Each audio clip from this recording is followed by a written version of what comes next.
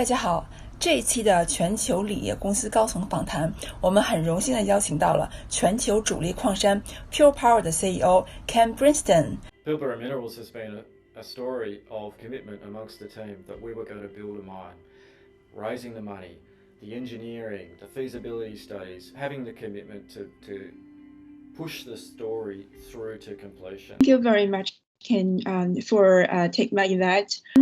When we talk about lithium supplies, the Pilbara is a very big name. So when I think about Pilbara, well, I think the first words in my mind is influential, innovative leadership, and that it is Pilbara is a company that trying to shape the industries lithium space that we all know.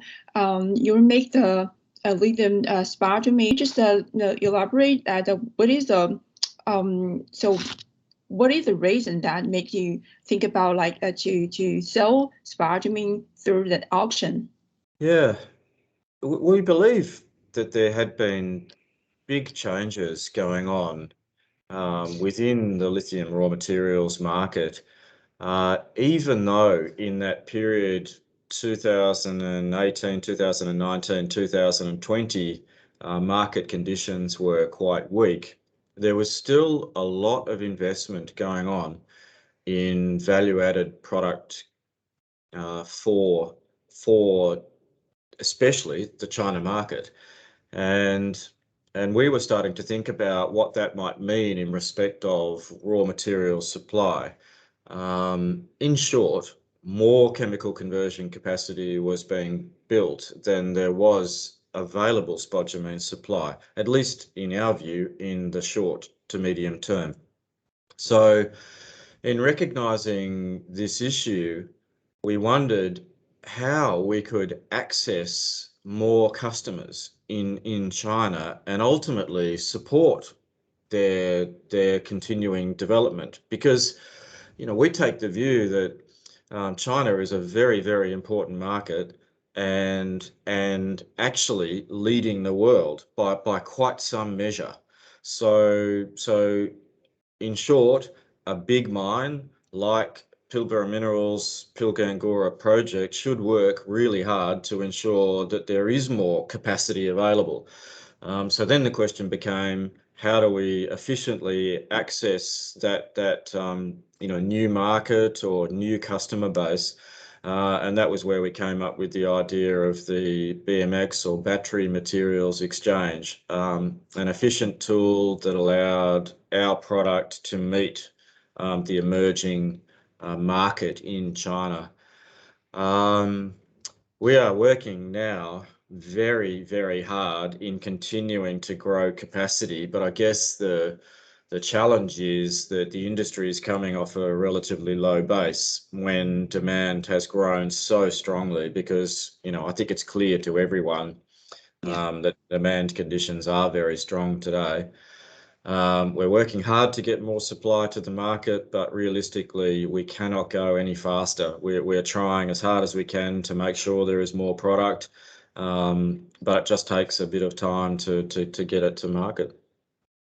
Exactly. I can see that from the auction process that it was a very small amount that on the auction platform, so which is actually is just a tester that to test how is the market, what is the highest price or maximum price that your customer would like to take. So from your previous presentation that I see, those auction spodumene spot price is actually influence or have an impact on your long-term contract price as well. So that the price increase from about 1,000 to 16,000 for the current long-term price.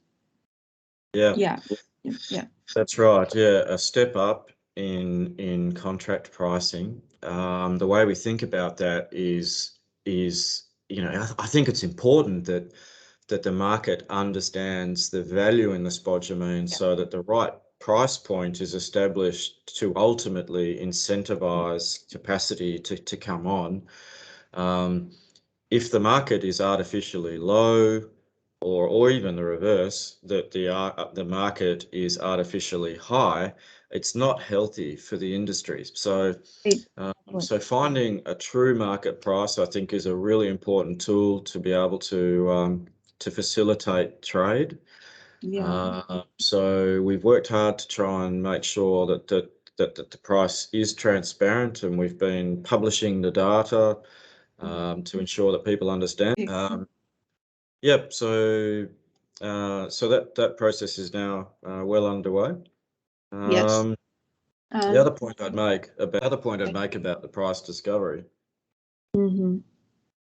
is that eventually, as the market matures, it will also facilitate financing that supports stable pricing. I accept that it's very volatile today, and I understand that represents a challenge to the industry. But the industry has to go through that process of maturing in price discovery, and then the tools that start to wrap around price discovery, forward contracts, longer dated contracts versus shorter dated contracts, even derivatives over time. And they will all facilitate the ability of financing to get into lithium raw material supply and support the development of the industry. So each of these steps is important for the future of the industry. And actually, I think today we're still only at the beginning. Yes, I agree with you. Yeah. Okay. Great. So actually, we know that the supply is very tight currently. That we can see this from China market, and the lithium carbonate prices actually change day by day or hours by hours. That you got the price like $30,000 per ton, and then tomorrow will be raised to 31 or 32. So supplies at the same time that globally supplied from Australia and South America, the main mine are increasing their production capacities to respond to the strong demand. So from my observations, I see actually the main supply globally to support this strong demand is coming from the main mines. So those like new or small mines that new discovered in Argentina is actually very slow in supply.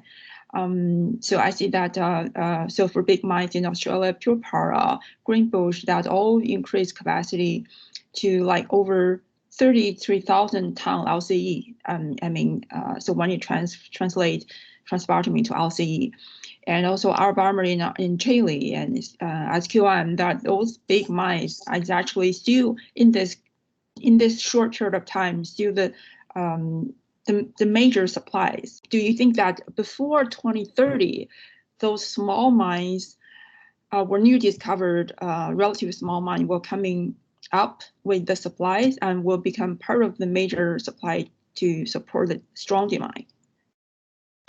Yeah, I'm optimistic, Lily, that there will be actually plenty of new mine developments, both in brine sources of supply, hard rock sources of supply, so-called soft rock sources of supply, even over time, geothermal sources of supply.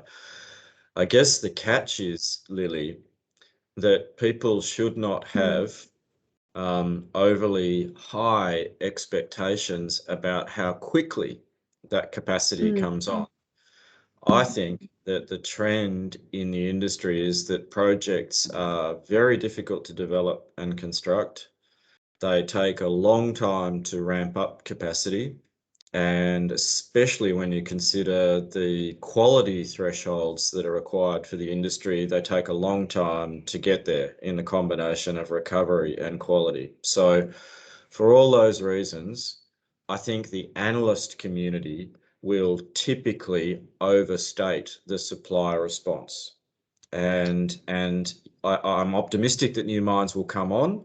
I'm just not optimistic that they will come on as quickly as is currently anticipated. Now that may or may not represent a challenge to the supply-demand dynamic. I guess the other significant factor to consider is what happens with demand. Clearly, demand conditions are very strong today. And my personal view is that the consumers in China and the rest of the world are now well and truly switched on to the opportunity in an electric vehicle. And as a result, I think there is a very, very high chance that adoption rates are not going backwards. And arguably, we're just at the start of the inflection point for the consumers' mass adoption of electric vehicles. That probably represents the biggest challenge to the industry to support the supply base that's required and facilitate the industry's growth. And that's why Pilbara Minerals is working as hard as it can to continue to expand its capacity, but it doesn't happen overnight, Lily, unfortunately. Yeah. I totally agree with you because in my analysis that I compared to the USGS global lithium reserves and to the production forecast globally that most of the countries, lithium countries, that they only develop under 4% of their reserves by 2030. So this is just the beginning in lithium supply and in the space. Recognize that China's contribution in the early development of Pilbara, so that's before 2018. So actually at that time, the demand or the future for EV development globally is very vague. It's only China at that time. What it determines that makes you to make the decision to do the big project like such as Pilbara at that time. I mean. Yeah. No, it represented, I guess, a challenge to consider a large-scale mine to support the financing of such a facility and to bring along the investor base. If nothing else, Lily, we are and remain very, very big believers in the new energy dynamic and the electrification of the global energy base, application of renewables, energy storage, and electrification of the transport industry. And the lithium-ion battery is a very, very strong enabler of that new energy dynamic. Because for the first time, you have a battery that has significant energy density. Economies of scale are driving the cost down, and as a result, it becomes a realistic proposition, probably faster than most currently assume, to facilitate the new energy paradigm. And I'm pleased to say that is essentially what has unfolded in the intervening period since the time we just decided to develop the mine, albeit the growth never happens in a straight line. So it was very, very tough in the period 2019, 2020. But the team did a really good job here at our project to facilitate lower cost and support higher recoveries.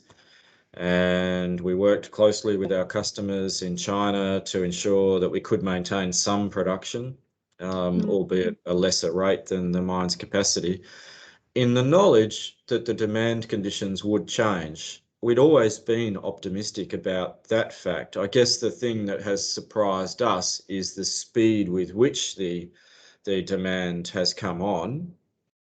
The key motivator there, there's always something from the outside, isn't there? And in this case, it was COVID, because COVID had the effect of stimulating basically interest in the new energy paradigm and investment in what represented a new economy for most countries around the world, and that's where they've targeted their stimulus. So our industry has been a net beneficiary of the COVID experience, which feels not quite right, but anyway, that's exactly what's happened. And it's brought forward demand, and hence those demand conditions are very strong. So to answer your question, we were always optimistic about the potential in lithium raw materials. to take advantage of today's strong demand conditions, we had to survive, and that wasn't easy. That was back to 2020. I remember the price for spodumene at spot price at under 400. Back to 2020. That was a very hard time. I know. It was, yeah. The lowest price we received was about $375 a ton, sort of around that figure. Which is really tough. But in the end, it's made us a stronger business, and we've been able to come through that period to now take advantage of the industry's next wave of growth, which I think you're right. Made the point that it's now a global phenomenon, with demand centers, very, very strong in Europe and I think emerging in the US. But China is still a very, very important market, and full credit to China basically for the effort that's been put into driving forward the new energy economy. And I think in many respects, China is leading the world and ultimately actually a very, very important hub now for the distribution of value-added chemicals and cathode materials, batteries themselves, and I think also now emerging cars, and cars for the world. So we've been really impressed with the quality in the outcome as it relates to the cars, to the point where you can now see international car manufacturers setting up in China and either participating in the domestic market there or shipping cars overseas. So there's no doubt about it. China is very important in the new energy phenomenon. In the beginning of this interview, that Pilbara is an industry leader, so that I see that you're under R&D research with Carlex, with the Australian company that to study a sort of a midstream product that's more lithium than spodumene, but less than fine powder. So that's about 35 lithium in your fine lithium product. Are you gonna also sell this through the auctions, or you have planned to have this offtake to your clients, or this is a part of your joint ventures offtake agreement with POSCO? Yeah. Can you elaborate? No, good question, Billy. Yeah, the midstream product is envisaged as just being part of a portfolio of the products that are produced at Pilgangoora, and it's not aligned with either any one customer or any one market. I think you could reasonably expect that we would look to sell such a product via the BMX platform. And we think that would be desirable for international markets, including China. Yep.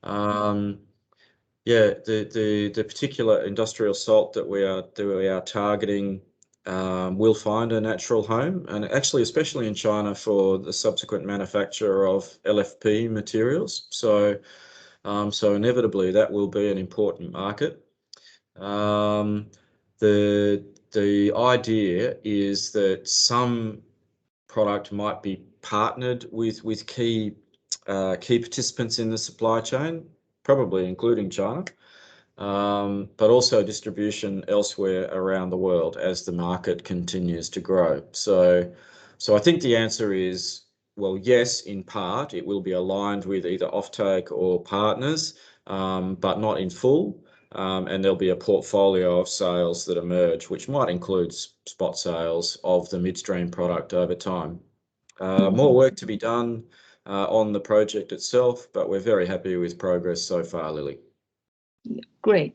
So this is also an innovative technology to reduce the carbon footprint globally. I appreciate your company, Pilbara. So that everything everywhere that it really lead the industry and the innovative. Thank you very much for your time, Ken. Yeah, great to be able to catch up, and good on you for the promotion of the industry, Lily. Much appreciated. The world has reached a tipping point where the combination of moving towards a sustainable energy future and just the economic imperative to roll out renewable energy sources and electrification of the global vehicle fleet has meant that batteries, and in particular lithium-ion battery technology, has become a key co-commitment in that development. Big global customers are out there in the market looking for new sources of lithium raw material. And that's where Pilbara Minerals, the quality in our resource, scale and fantastic mining location in the Pilbara of Western Australia has meant we've attracted some really big ticket and powerful partners to our project. We have the core of the lithium industry, the highest of quality players from within the old lithium industry in China. That's Ganfeng and General Lithium. Then we have the new entrants to the industry in the form of Great Wall Motors. And lastly, POSCO, really massive South Korean conglomerate, very big in the battery material sphere, and they've chosen Pilbara as a key supplier to their business. It all happens for a reason. It's all driven by the quality in the Pilgangoora resource and the scale of the offtake that we're able to present. Mine to ship. To some of Asia's most dynamic and fastest growing companies, this is the story of lithium. This is the story of Pilbara Minerals,